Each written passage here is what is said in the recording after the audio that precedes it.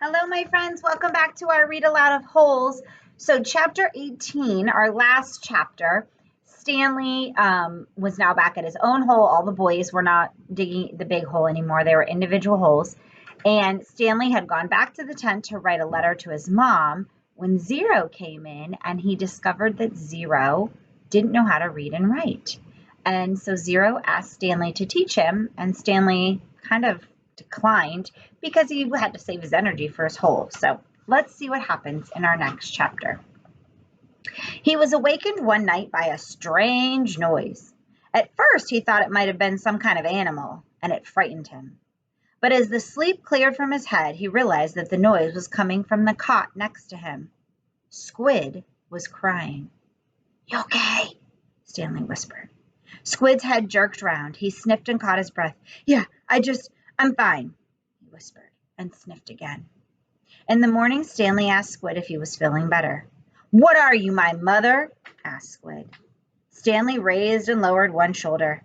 "I got allergies, okay?" Squid said. "Okay," said Stanley. "You open your mouth again and I'll break your jaw." Stanley kept his mouth shut most of the time. He didn't talk to much of any of the boys, afraid that he might say the wrong thing.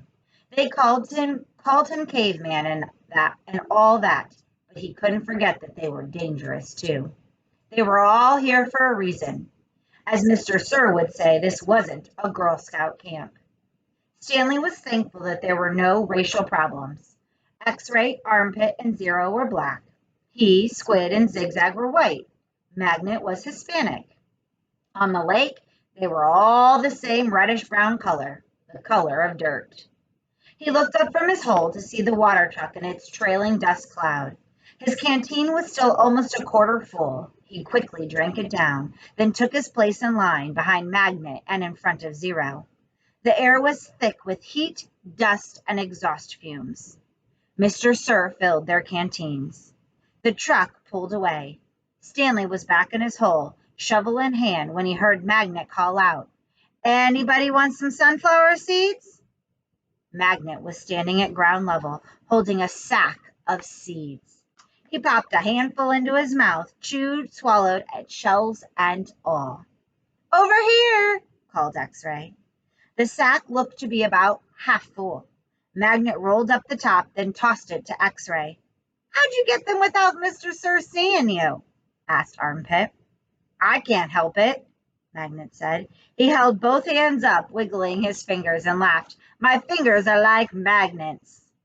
The sack went from X-Ray to Armpit to Squid. "It's sure good to eat something that doesn't come from a can," said Armpit. Squid tossed the sack to Zigzag. Stanley knew it would come to him next. He didn't even want it.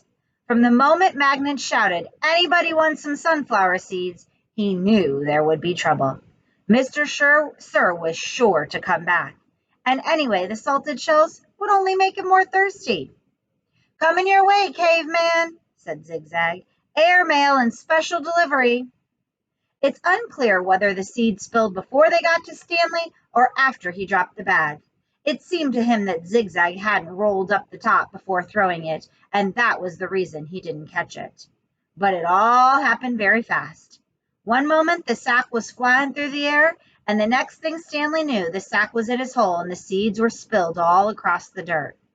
"Aw, man," said Magnet. "Sorry," Stanley said as he tried to sweep the seeds back into the sack. "I want to eat dirt," said X-Ray.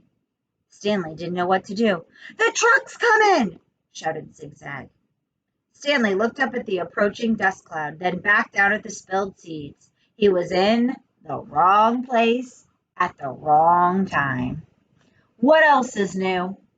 He dug his shovel into his hole and tried to turn over the dirt and bury the seeds. What he should have done, he realized later, was knock one of his dirt piles back into his hole.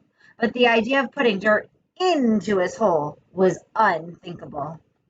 "Hello, Mr. Sir," said X-Ray. "Back so soon?" "It seems like you were just here," said Armpit. "Time flies when you're having fun," said Magnet. Stanley continued to turn the dirt over in his hole. "You Girl Scouts having a good time?" asked Mr. Sir. He moved from one hole to another. He kicked a dirt pile by Magnet's hole, then he moved toward Stanley. Stanley could see 2 seeds at the bottom of his hole. He tried to cover them up. He unearthed a corner of the sack. "Well, what do you know, caveman?" said Mr. Sir, standing over him. "It looks like you might have found something." Stanley didn't know what to do. "Dig it out," Mr. Sir said. "We'll take it to the warden. Maybe she'll give you the rest of the day off." "It's not anything," Stanley muttered.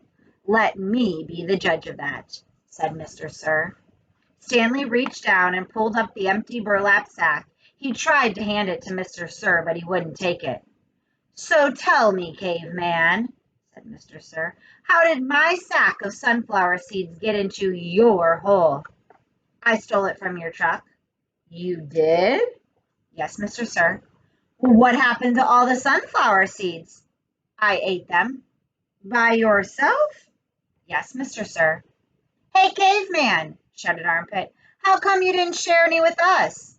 "Man, that's cold," said X-Ray. "I thought you were our friend," said Magnet. Mr. Sir looked around from one boy to another, then back to Stanley. "Well, we'll see what the warden has to say about this. Let's go." Stanley climbed up out of his hole and followed Mr. Sir to the truck. He still held the empty sack. It felt good to sit inside the truck, out of the direct rays of the sun. Stanley was surprised he could feel good about anything at that moment, but he did. As the truck It felt good to sit down on a comfortable seat for a change.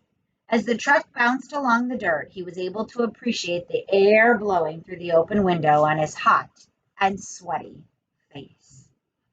So I guess we'll have to see what happens tomorrow when he gets to the warden for the sunflower seeds. Have a great day, be kind, and smile.